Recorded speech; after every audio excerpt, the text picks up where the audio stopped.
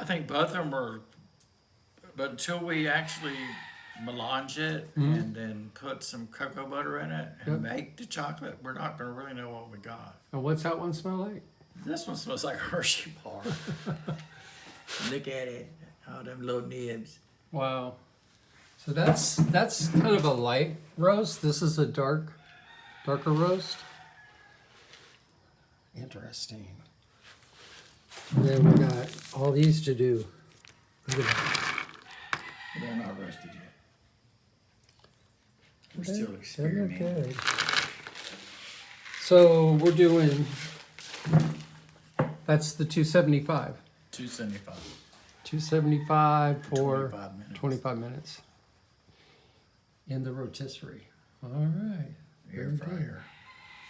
So what we did is we take the hair dryer to blow out all the skin. So and it's all over on the rock pile.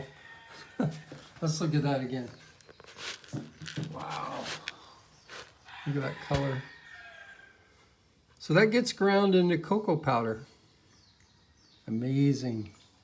No, he doesn't. Huh?